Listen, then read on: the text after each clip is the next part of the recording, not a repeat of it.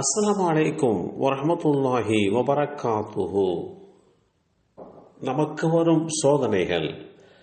அனஸ் பின் மாலிக் ரலியல்லாஹு அன்ஹு அவர்கள் கூறினார்கள், அல்லாஹுடைய தூதர் ஸல்லல்லாஹு அலைஹி வஸல்லம் அவர்கள் வாழ்வின் சோதனையிலிருந்தும் இறப்பின் சோதனையிலிருந்தும் யா அல்லாஹ் உன்னிடம் பாதுகாப்பு கோருகிறேன் என்று பிரார்த்திப்பதை வழக்கமாக கொண்டிருந்தார்கள். இந்த செய்தி ஸஹீஹ் புகாரியில் 2823 என்ற எண்ணிலே பதிவு செய்யப்பட்டிருக்கிறது.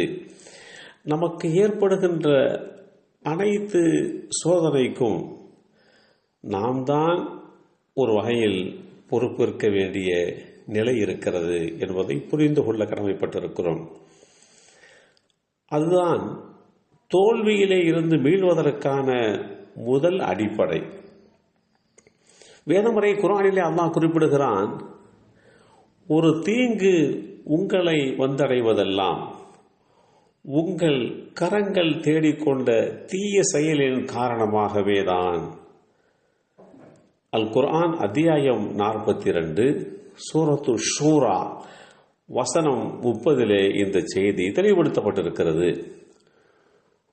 உஹது என்ற தற்காப்பு யுத்தத்தில் உங்களுக்கு ஒரு துன்பம் ஏற்பட்ட போது இதை போன்று 2 மடங்கு துன்பத்தை நீங்கள் பத்ர் என்ற தற்காப்பு யுத்தத்தில் அவர்களுக்கு ஏற்படுத்தி இருந்ததும் இது எப்படி ஏற்பட்டது என்று கேட்டீர்கள். இது உங்களால் தான் ஏற்பட்டது என்று கூறுவீராக. அல்லாஹ் ஒவ்வொரு பொருளின் மீதும் ஆற்றல் உடையவன்.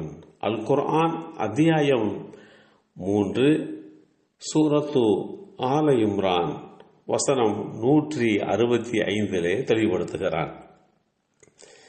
இந்த 2 வேதமறை குர்ஆனுடைய வசனங்களும் நமக்கு எந்த துன்பம் எந்த சோதனை ஏற்பட்டாலும் அதற்கு நாம் தான் காரணமாக இருப்போம் என்பதை தெளிவுபடுத்துகிறது. அல்லாஹ்விற்கு பணிந்து அவனை மட்டுமே வணங்கி வருகின்ற போது நம்மை படைத்த இரட்சகனாகிய அல்லாஹ் நம்மீது வரக்கூடிய சோதனைகளிலே இருந்து நம்மை பாதுகாக்கிறான். நாம் படைத்த இரட்சகனுக்கு பணிந்து நடக்கவில்லை என்றால் நாம் சோதனையிலே வீழ்வது, தோல்வியை தழுவுவது, இதுவெல்லாம் அல்லாஹுடைய நியதிகளில் உண்டானது, விதியில் உண்டானது என்கின்ற நிலையையும் நாம் புரிந்து கொள்ள கடமைப்பட்டிருக்கிறோம். வேதமறை குர்ஆனிலே அல்லாஹ் குறிப்பிடுகிறான், உமக்கு முன்னிருந்த சமுதாயங்களுக்கும் தூதர்களை நாம் அனுப்பினோம். மேலும் அச்சமுதாயத்தவர்கள் பணிவாக நடந்து கொள்வதற்காக வறுமையாலும் நோயாலும் அவர்களை பிடித்தோம். அல் குர்ஆன் அத்தியாயம் 6 சூரத்துல் அன்ஆம் வசனம் 42 இந்த செய்தி தெளிவுபடுத்தப்பட்டிருக்கிறது.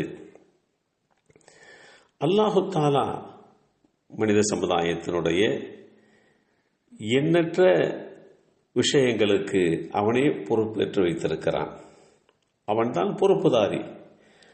ஆனால் மனிதர்கள் சுயமாக தன் இஷ்டப்படி செய்கின்ற பல்வேறு காரியங்களுடைய அடிப்படையிலே அது அவர்களுக்கு சோதனையாக ஒரு துன்பமாக அமைந்து விடுவது இயல்பானது. ஆகவே நமக்கு சோதனை நேருகின்ற போது நாம் என்ன பாவத்தை செய்தோம் என்று சிந்திக்க கடமைப்பட்டிருக்கிறோம், அல்லது எந்த கடமையை நமக்கென்று விதிக்கப்பட்ட எந்த கடமையை நாம் சரியாக செய்யாமல் விட்டுவிட்டோம் என்றுதான் யோசிக்க வேண்டும்.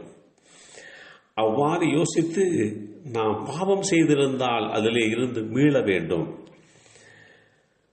தவறவிட்ட கடமைகளை முறையாக செய்யாமல் தவறவிட்ட கடமைகளை முறைப்படுத்தி செய்ய நிறைவேற்ற நம்மை நாம் சித்தப்படுத்திக் கொள்ள வேண்டும்.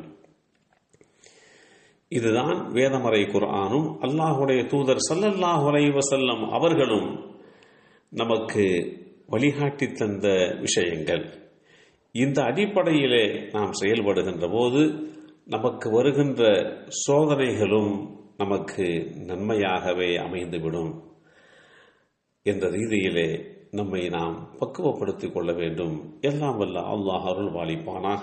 அஸ்ஸலாமு அலைக்கும் வரஹ்மத்துல்லாஹி வபரகாத்துஹு.